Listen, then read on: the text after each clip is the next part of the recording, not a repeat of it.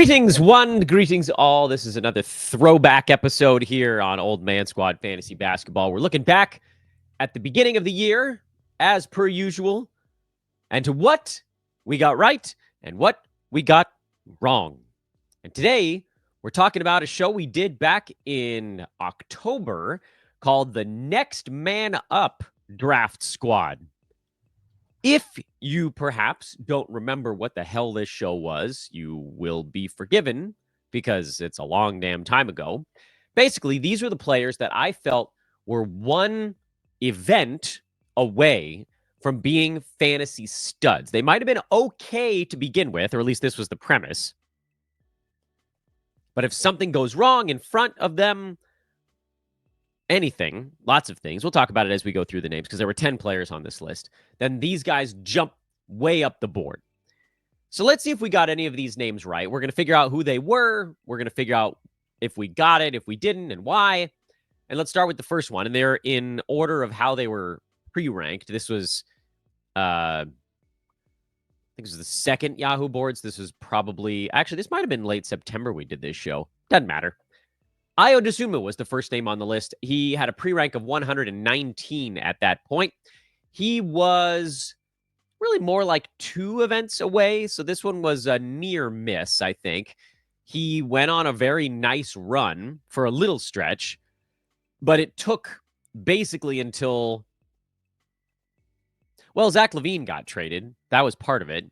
And then he got hurt. He played 2 games over the season's final 20 or something like that. It was a weird shoulder injury that made no sense to anyone. There was that delightful little pocket there where he wasn't hurt. LaVine had been traded. I think, was Kobe White out, or was it someone less consequential that was out? But there was a pocket in there where it was pretty good. Life was all right for Ayo. It just didn't last forever.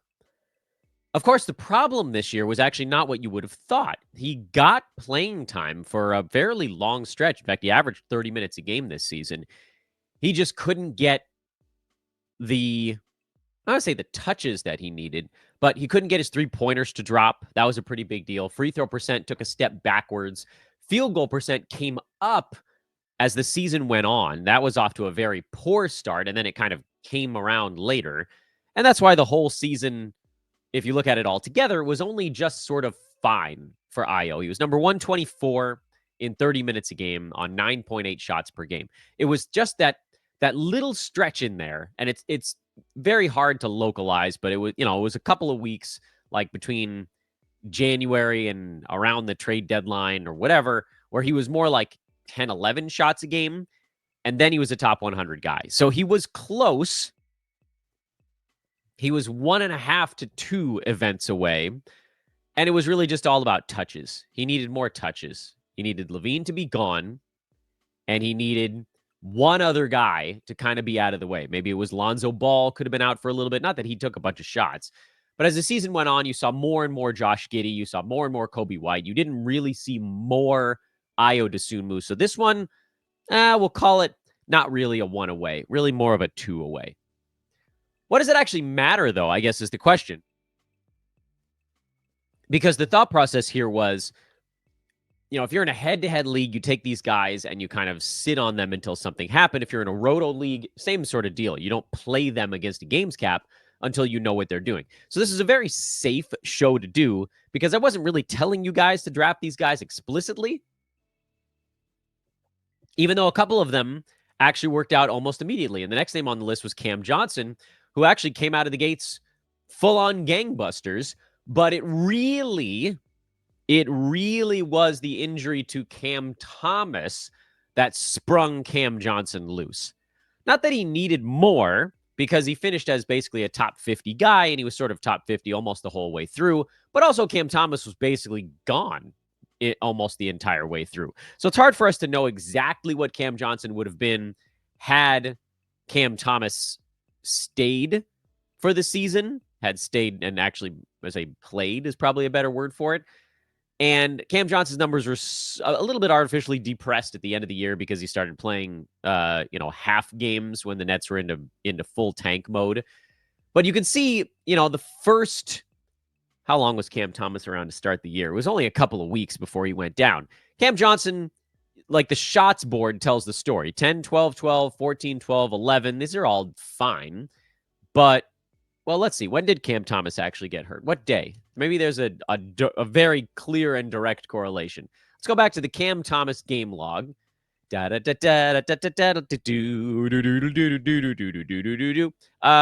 it.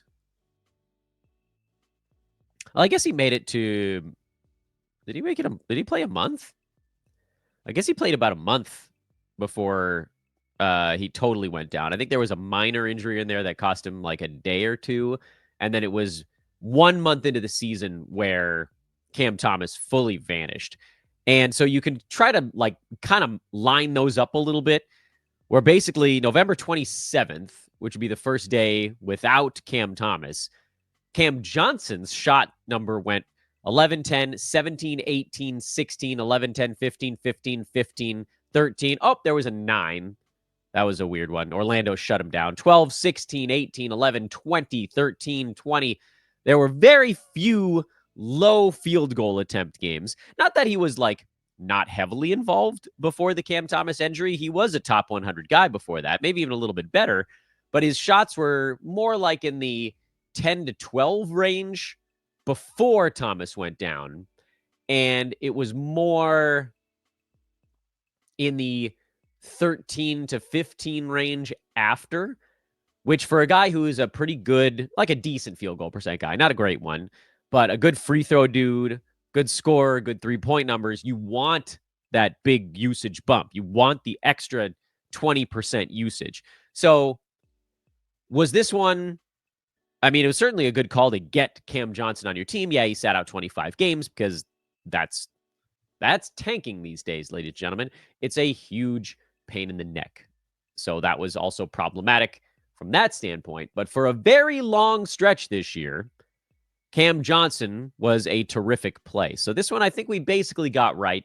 He was not necessarily one away from being a superhero, but one away from being a consistent top 50, whereas before Cam Thomas went down, his numbers were kind of being floated on shooting 50% from the field. If that had come down on, 10, 11 shots per game, he would have probably been more like 75 to 85 range instead of 50. Still good, but not the beast that he ended up being. Friends, the conference finals start tonight, and BetOnline is the world's most trusted betting platform and your number one source for all sports betting action. That's where you want to go to get down on the conference finals right now. They've also got NHL playoffs, baseball's in full swing, and BetOnline has more ways to stay in on that action with the latest odds, news, and scores, and live in-game betting. It is quite entertaining, let me tell you. OKC favored by 7 tonight with a total of 217.5. What do we think? I would have a slight lean towards Minnesota, although the Thunder did wallop Denver in that last game, so maybe it doesn't quite have the same emotional high as a normal Game 7. But whatever. BetOnline's got all your sports wagering info. Baseball, basketball, hockey, UFC, football. Almost forgot football's right. It's always right around the corner if you're in the sports betting world. In between games, head down to the BetOnline casino with all the top Vegas-style action, including poker, blackjack, slot games, and more. BetOnline. BetOnline. The game starts here. Next on the list, as we work our way down, Norman Powell at 141. This was a nice one because he had the one away going into the season, and that was Kawhi Leonard. Kawhi was out. We didn't know exactly how long, but that made this one a relatively easy call because he was exactly one player away from being a thing, and that one player was already out. Norm was basically a top 50 guy when Kawhi was on the shelf. He was definitely not that once Kawhi came back. This one was simple. I don't think we need to spend more than about 30 seconds on Norm because this was one that was an easy one and one that we got right. Keep going. Klay Thompson at 143 was the next name on the list. This one was wrong. He was more than one guy away because Klay's just not good anymore. I would say I was fooled because I didn't draft Klay almost anywhere because his fantasy game is so limited at this point of his career. He ended the season as number 141. It turns out that his draft position was extraordinarily accurate. That's kind of amazing, actually, to get a pre-rank that close, that far down the board. But there were plenty of times this season where Klay could have been more useful, and he just wasn't. There were plenty of times where Kyrie Irving was out, and Luka was out, and Anthony Davis was out. And through all of that, Klay just didn't matter. He didn't matter. No matter who was out, his shots didn't really change that much. He was about 12 to 13 shots per game with or without superstars. Other guys slid into the extra usage when a superstar went down. You got more, Spencer Dinwiddie partway through the year. You got more PJ Washington. These are the guys that actually got the bump. It wasn't really Klay. And I think we learned a valuable lesson, which is there was no need to draft him anyway. Not that I did, again, because it's very much a three-point specialist. But there was always this kind of hope of like, oh, well, if somebody goes down, you can pick him up, drop him in there, and get maybe 4 3-pointers a game for a couple of weeks. But even that didn't happen. So that was a nope. Klay Thompson was not one away. He was apparently infinite away because no matter who was out, he didn't do anything different. Grayson Allen at 147 was just straight up wrong because for a number of reasons. Number one, he just wasn't healthy this year. There were very few stretches where Grayson Allen was all the way right. And it seemed like every time he got close to being all the way right, something else went wrong. He missed 18 games, but he played through a lot of nagging stuff. His minutes were down to 24 this season, and he just sort of wasn't a part of what the team was doing on the day-to-day. That's just a miss. He wasn't one away. Even when Booker went down or KD went down or Beal went down, typically you got more Tyus Jones, more Royce O'Neal, sometimes more Bol for 2 to 3 games at a time, but very rarely, not 0 times, but very rarely was it Grayson Allen that got to be that guy that stepped into the louder performance when somebody went down. Tyrie Een at 152. This is one of those ones deep down the board that I feel pretty good about that we had on a couple of our preseason shows. Believe it or not, he was actually good before anybody went down also, which was kind of remarkable because before anybody went down, he was playing like 23 minutes a game. He was just racking up steals and blocks and rebounds and field goal percent like it was going out of style. It was crazy. And frankly, it kind of looked like an unsustainable rate because when the Rockets got healthy again at the end of the year and Eason was playing 24 minutes a game, he was number 99. Overall, Eason had a great year. He's number 73, 11.5 points, a three-pointer, 6 boards, 1.6 steals, a block, 49% from the field. Not a great foul shooter, but luckily he didn't take that many and basically 0 turnovers. It wasn't either... it wasn't as though the middle of the season was some sort of magical time for Eason. Everything just sort of, is like Thanos holding the little blade and it talks about everything in balance. Eason got off to a very hot start and did a lot in slightly lower playing time. And then as the season went on and some of the Rockets got hurt partway through the year, then his role got a little bit bigger, but he wasn't doing quite as much per minute. So it just had a tendency of balancing out. The Rockets were hurt basically from like December through February-ish, mid-December through because they had this very healthy 2 months to start the year. And then they had a couple of months where they were not healthy. And then they got healthy again at the end. And in the middle there, Eason was actually ranked 102 despite getting more shots and more playing time and more steals per game because the field goal percent was lower. The free throw percent was a little bit lower. All things in balance. And so the nice thing for Eason was he had his colder shooting stretch when he was doing a little bit more. If he had the cold shooting stretch when he didn't have as much playing time, you would have seen the value crater a little bit faster. So this one was very much a situation of a guy that was kind of one event away, but managed to turn his time before an event happened into the most efficient 23 and some odd minutes a game you could possibly get out of a dude. And so he ended up having value all year long. Even at the very end, he was still hanging in there because guys were kind of in and out a little bit for the Rockets. So Tyrie Een, that was a good one. That worked out nicely. Good for us. Max Struce at 158. That's a hard nope. He was hurt for like the first half of the season. And then by the time he came back, there wasn't that much space for him anyway. He played 26 minutes a game this year. The Cavaliers picked up DeAndre Hunter partway through the season. That shrunk his role. They trusted Dean Wade more this year. They trusted Ty Jerome more. He was at a guard spot. But the Cavs just got deeper. And so there was just no need for Max Struce to be much of anything.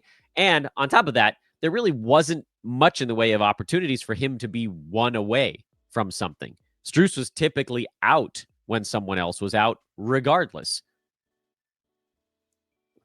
This list was put together before, because was Struce hurt the very first day of this?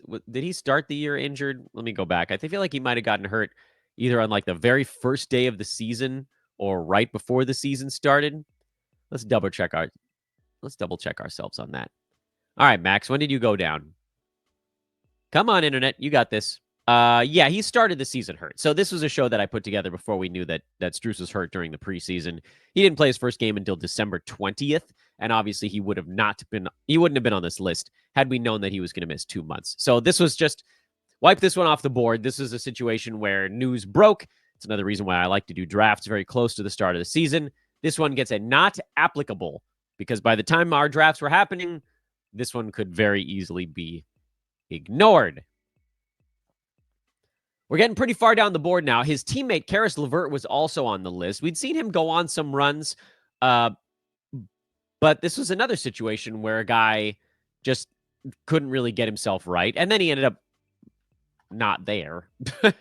Levert got traded to the Hawks, so that one also became a little bit of a not applicable by partway through the season. But there wasn't a whole lot of time for him to make an impact when a one-away situation popped up. There's a couple of games mixed in there. Now, Levert is more of a points league option anyway. So just to be clear, this was a little bit points league leaning.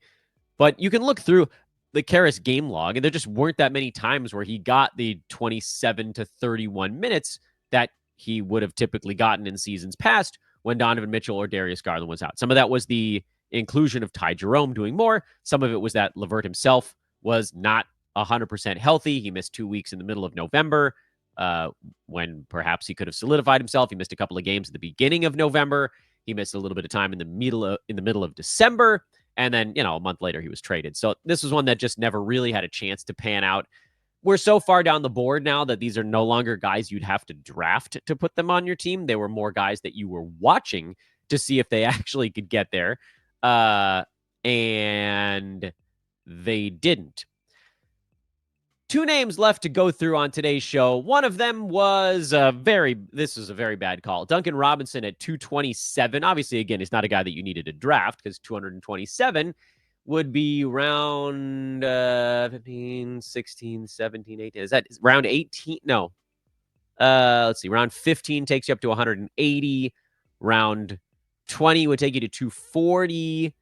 90. Yeah, it is round 18. So we got that. Good math. Good mental math there, Dan. So, again, unless you had an 18-round basketball draft, you wouldn't have to pick up Duncan Robinson. But he was a guy that I thought, all right, we can keep one eye on him. That also didn't really happen.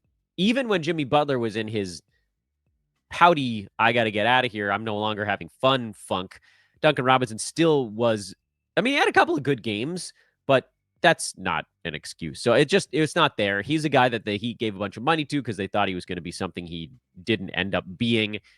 Miami ended up looking to other guys on the roster. They picked up some dudes along the way as well.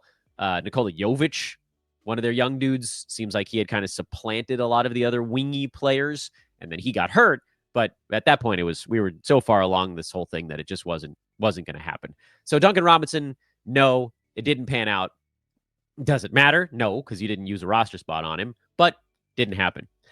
And then this was a popular one that we talked about with a bunch of analysts during the preseason, and that was Noah Clowny at 382, was a guy that we thought, all right, well, if guys start getting shut down or hurt or whatever in Brooklyn and the tank takes over, this is a guy that it seemed like could step in and jack up a whole bunch of shots and do some stuff and have a little bit of fun. The reason this one didn't pan out was about fourfold. I'm guessing a little bit on on the actual number of folds that it was, but there were a handful of reasons. So reason number one, Clowny did take way more shots this season. Doubled them, in fact, from 4 in 16 minutes a game last year to 8 in 22 and a half minutes a game this year. On paper, that sounds great, except his field goal percent went from 54 to 36. Whoa, that's bad. Shot selection certainly played a role. He took 8 shots a game this season, as we just mentioned, and almost 6 of them were from downtown. Almost 75% of his shots were from three-point land. In his rookie season, about a third were three-pointers. I think 75% of your shots from three-point land is not a great look if you're a power forward. There needs to be something near a bucket to offset. You can't just, like, a stretch 4 is one thing, but if you're just a 4 that's camped out at 3, that's probably not as great. Now, there's a lot of time left. He's very young. There's going to be a big learning curve for Clowny. And that brings us to thing number 2, which is he was hurt a lot this year. Clowny only played in 46 ball games. It wasn't tank stuff. He was just hurt all the time because he's young enough and not good enough where they could have played him and lost games anyway. He just wasn't healthy. So that was problem number 2. Problem number 3 is that the Nets really didn't lean into a full tank until like the last couple weeks. They were in half tank mode from like the new year on, which was super annoying if you had someone like a Cam Johnson in the mix, but they didn't really go full tank ever. So there wasn't an opportunity for them to just be like, hey, Noah Clowny, do whatever the crap you want and have fun with it. That happened for like 4 games in the middle of January when he was healthy, and they were like, here, have at it. Maybe the end of December to like the beginning of January. He had a couple of games where he took 10, 13, 15, 20 shots in there. But for the most part, he was limited. He was limited by health. He was limited by tank. He was limited by you name it. It was all limiting for him. And then the last reason that this one didn't pan out for Clowny was that his fantasy game devolved. In addition to the field goal percent drop off, yes, he played almost 50% more minutes this season, and his blocks per game went down. Like actual down. Not the rate went down. The total went down.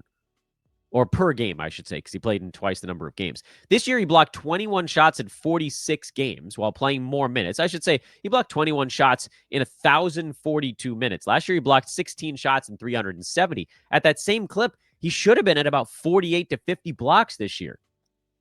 Like, the increase in minutes should have made him about a 1 block per game guy. Nope, he was at a half.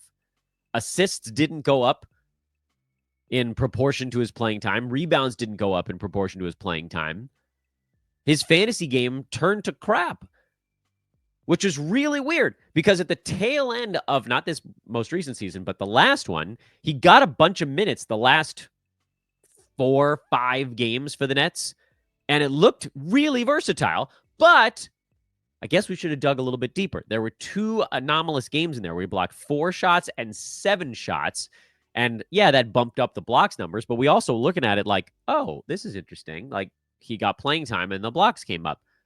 Apparently, as it turned out, he got real freaking lucky. Maybe they come back a little bit this coming season. Who knows? We should try to know. But I don't think that we can handicap Clowny as a guy who's going to get a ton of defensive stats because this year he had a better sample size than last year, and they weren't there. Oopsie whoopsies. And that was our list of one-away guys. The winning tickets in there were Cam Johnson, Norman Powell, and Tyrie Een. And Ayo Dosunmu got like a half credit for his little run in the middle. The losing tickets would have been Klay Thompson and Grayson Allen, and the doesn't matter tickets would have been Max Struce, who was unhealthy to start the year, and then guys that were so far down the board they didn't matter: Caris Levert, Duncan Robinson, and Noah Clowny. Those guys never really had a stretch of any value other than when Levert had 3 games in a row with Atlanta after the trade, and everybody was like, what? And then it stopped, as it always does. And there you go. Thanks for watching, everybody. Back tomorrow with our good buddy Eric Ong. He'll be back on the show. We're going to be breaking down Eric's new top players in his fantasy rank board. Way too early, but also very, very interesting. I'm Dan Besbris, at Dan Besbris on Twitter, DanBesbris. Please make sure to hit that like button and subscribe if you haven't already. Most of you have, because it's the off season. It's the real Bob Uecker moment. Nobody's listening anyway. Old Man Squad is the network feed on Twitter and on Blue Sky. Stick around. There's always something happening over here these days. I'll see you guys tomorrow. So long for now.